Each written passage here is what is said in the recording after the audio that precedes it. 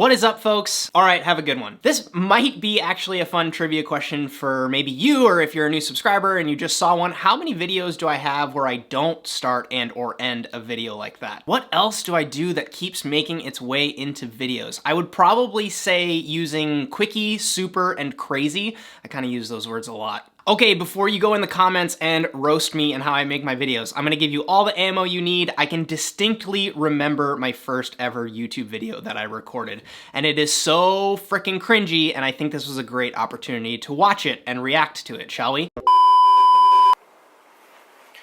Hi YouTube, I'm Justin, and for the past 5 years I've been working at some of the best restaurants in the world. And this is my first video on my own personal channel. Originally from a really small town in Wisconsin, but about a year ago I moved here to Bergen, Norway to work at a restaurant called Lysverket. My Norwegian's not very good. Sorry, my roommate's texting me. He's currently in Finland at the White Guide Awards. He's texting me the results. I didn't go because I was sick all week. But I'm starting a YouTube channel so that I can share my ideas with an audience. My hopes here aren't only just to share my ideas, but with the audience, grow myself as a person and as a cook. The way I see this channel splitting up is into 4 categories. The first one being restaurant. This could be me going out to eat. This could be photos from dishes that I've taken. Think less restaurant review and more of all access pass to these restaurants where I go out to eat. The second category is going to be news. Think less Eater, Grub Street, Food 52, all of that, and I just kind of wanted to cover the stories that matter to me as a cook. Third, and something I'm super passionate about, is gear. So think knives, spoons, spatulas, tweezers, ingredients, I guess you could say, would be gear. Anything that you kind of work in the kitchen with your hands is something I'm really interested in. And last, the fourth thing that I want to kind of cover on this channel, tips, things that I've learned over the years. I have 2 apprentices at the restaurant and I teach them stuff every single day. And anything that I could have done when I was just starting out as a culinary student is to have a resource to use when you're just starting off to kind of learn some of those basic things that those cooks do, that things that basically took years for me to kind of wrap my head around. I'd like to kind of cover it in some quick tip style videos. So expect these videos from anywhere from my apartment here in Norway to anywhere that I travel to inside the restaurant, anywhere. And kind of expect them as regularly as I'm able to upload them. It's just kind of me and talking into a camera and my laptop. So yeah, thanks for watching. This is my first video up here, and please subscribe and follow me on any of the links that I've posted down below.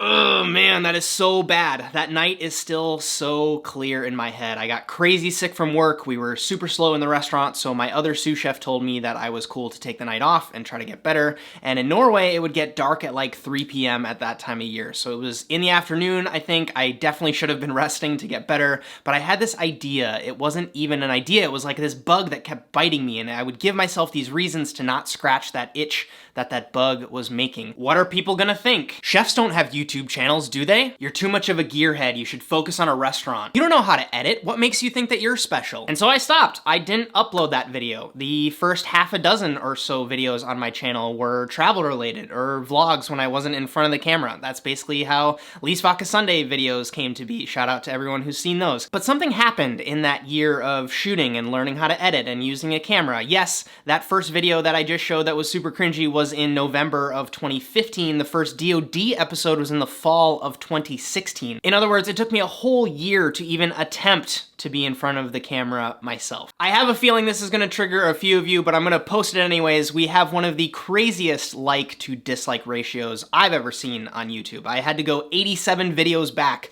to find one that was less than 90% liked, and even that one is at 88%. So thank you for always getting some color on that like button. I'm praying that's the case when we hit 50,000 and then 100,000, but you can't fight the internet. It's been absolutely unreal to connect with you folks online here in the comments, those of you that send me DMs on Instagram or on Twitter, answering your questions on the podcast or Ask JK videos from the YouTube community tab, and actually meeting some of you in real life has been amazing. And even if it's not in real life, coaching through Patreon or doing individual sessions where I get to follow along and help you on your journey, it's been unreal. And I want to stop and give myself a bit of a pat on the back because a lot of you folks know it's one of my weaknesses is giving myself credit. I put this quote on my Instagram a while ago and I still try to live by it. If it doesn't exist, make it. And I could have stayed the course. I could have just said, YouTube's for fools. And I didn't, and now look at what we have. And it's not what I have, it's what we have. You folks make this channel what it is. You can literally comment on a video and have the potential for 10,000 people to see your question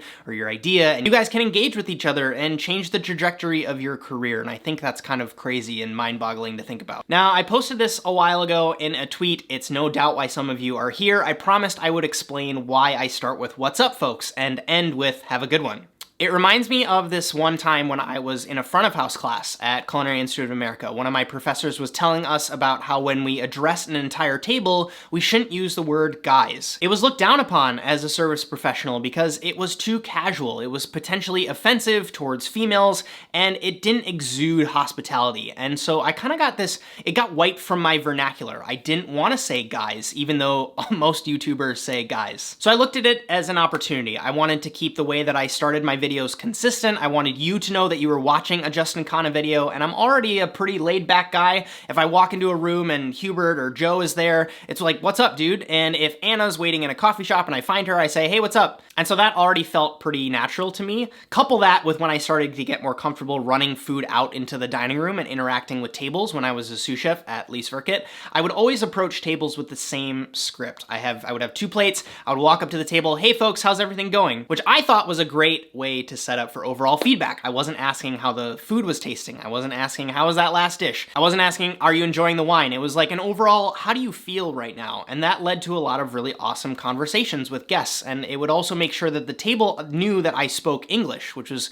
also a kind of minor detail that was pretty important in Norway. So combining those two, my natural kind of casual wanting us to be homies kind of idea of "what's up" comboed with "folks" to make sure you know everyone's welcome here. And also the bravado of like, "Justin, come on, bring out your personality," so I don't end up talking to you like this guy was. All right, so have a good one. That doesn't have as exciting of a story. I started to think about how I would end normal conversations. It's usually like, "See you later, catch you guys in the next one, peace." A bunch of YouTubers have their own ways of signing off, but I set out with this intention to make this a global community. I wanted to continue to remind myself that you're playing the long game. You want people in Australia and Spain and Japan and Canada and Ecuador to all enjoy your content. So if you hit upload in the morning, someone just came off a 13-hour shift and it's 1 a.m. for them. You should make sure you wish them a good night. And the person that lives just down the road in Seattle should also be wished a good day. So have a good one is this kind of all-encompassing have a good one. Maybe it's the first video you watched, maybe it's the last video you're ever gonna watch from my channel.